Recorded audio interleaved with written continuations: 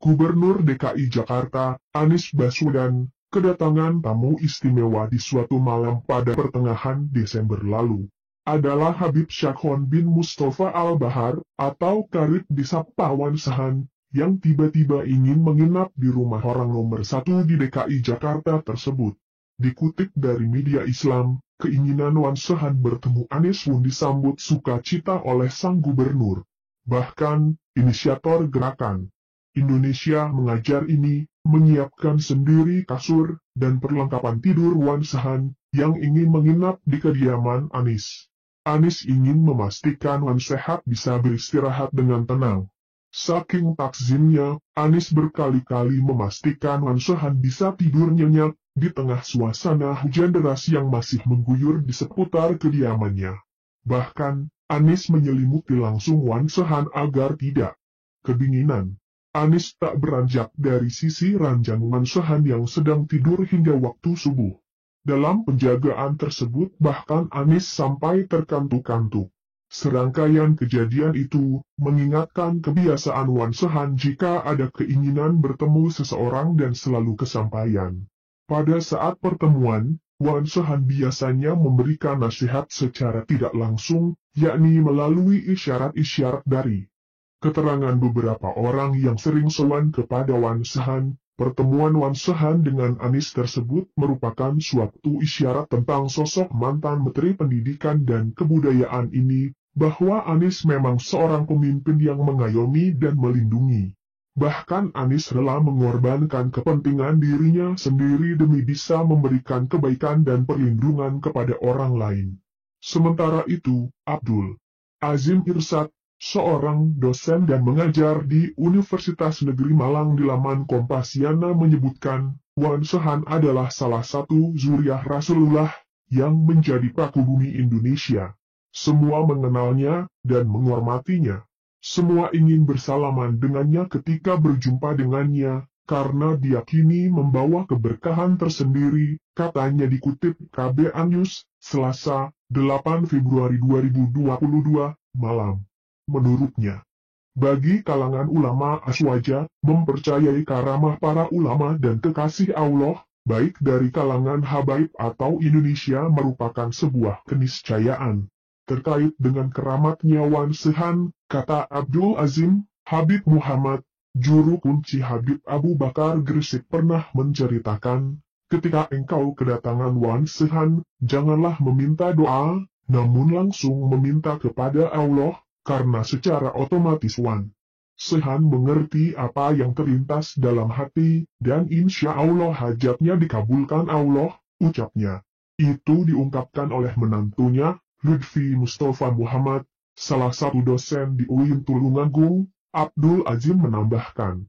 Dikatakan Abdul Azim, hampir setiap orang yang didekati oleh Wan Sahan, akan terjadi sesuatu yang menarik dan asik, yang tidak pernah terlintas dalam benak manusia pada umumnya.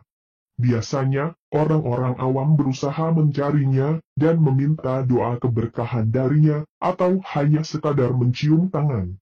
Namun, orang-orang tertentu didatanginya. Biasanya, orang-orang yang didatanginya, berarti makom spiritualnya sangat tinggi, atau akan terjadi kepadanya sebuah keajaiban yang luar biasa, jelasnya.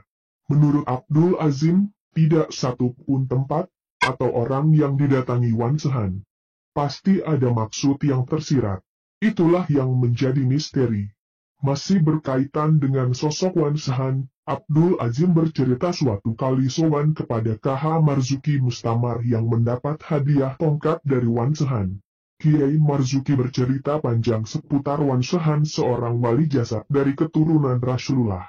Sudah pasti melakukan sesuatu di luar nalar manusia pada umumnya. Namanya saja orang jadab, selalu perilakunya unik, menarik, dan tidak bisa diikuti. Asyik-asyik duduk, tiba-tiba keluar dan menghilang. Tidak lama kemudian, Wan Sahan muncul, kemudian Kiai Marzuki bertanya, "Bib, dari mana?" Wan Sahan menjawab, "Saya tadi wiridan di masjid." Rupanya, Wan Sahan berzikir di masjid selama 30 menitan. Setelah duduk-duduk sebentar, tiba-tiba keluar dan hilang dalam kegelapan malam. Kiai Marzuki sangat bingung mencarinya. Tidak lama kemudian, tiba-tiba muncul lagi. Lantas Kiai Marzuki bertanya, "Dari mana, Bib?" Wan Sehan menjawab, "Saya dari sawah-sawah, supaya nanti menjadi pondok pesantren." Belum lama duduk bersama dengan Kiai Marzuki di ruang tamu, tiba-tiba Wan Sehan keluar lagi tanpa pamit. Rupanya, kali ini Wan Sehan mengambil sebuah tongkat di mobil. Tidak lama kemudian, Wan Sehan memberikan tongkat tersebut kepada Kiai Marzuki Mustamar. Penyanyi yang juga musisi, Ahmad Dhani disebut-sebut juga pernah kedatangan Wan Sehan di rumahnya di kawasan Pondok Indah, Jakarta Selatan. Kedatangan Wan Sehan ini sempat diunggah videonya di YouTube pada Selasa, 21 Januari 2020.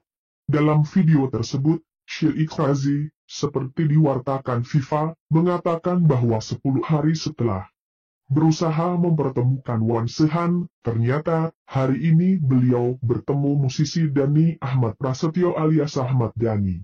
Isyarat membawa keyboard langsung ke rumah Dhani. Beliau meminta berangkat dan saya diminta untuk mempersiapkan. Insya Allah barakah untuk semuanya, kata Razi. Wan Sehan pun tiba di kediaman Ahmad Dhani. Tapi, beliau tidak turun dari mobil yang ditumpanginya. Tampak, Wan Sehan duduk di kursi depan dengan kaos kerah motif garis-garis. Selanjutnya, Dhani menghampiri dan mencium tangannya. Setelah itu, Wan Sehan mengajak Dhani keliling naik mobil. Sepanjang perjalanan, Wan Sehan terlihat menaburkan jagung ke setiap sudut jalan yang dilalui. Wallahu alam bisawab. Hanya Allah dan beliau yang mengetahui maknanya, tulis keterangan dalam video itu. Cerita lain tentang Wan Sehan juga terjadi pada Sandiaga Salahuddin Uno yang pada saat itu tengah berkampanye untuk putaran kedua Pilgub DKI Jakarta. Saat berkampanye di Sunter, Jakarta Utara, Cawagup DKI Jakarta Sandiaga Salahuddin Uno didatangi Wan Sehan. Diberitakan Republika, Sandiaga terkejut tiba-tiba didatangi seorang ulama, Wan Sehan. Sandiaga terkejut karena ulama itu muncul dari kerumunan massa, kemudian langsung bersalaman. Sandiaga kemudian memeluk ulama tersebut. Saya kaget sekali tiba-tiba muncul kemudian memegang bahu saya seraya berkata, "Jaring-jaring, tadi kami ketemu dengan Habib yang tidak pernah bertemu sebelumnya dan susah sekali bertemunya," kata Sandiaga. Dia mengungkapkan, perkataan Wan Sehan seakan memintanya untuk lebih memperhatikan masyarakat pesisir jika dirinya mendapatkan amanah menjadi wakil gubernur. Jadi saya melihat itu pesan mungkin kepada saya untuk memperhatikan, menitipkan para nelayan. Jadi ini sebagai amanah untuk memperhatikan nelayan dan masyarakat pesisir, ini pesan sangat jelas.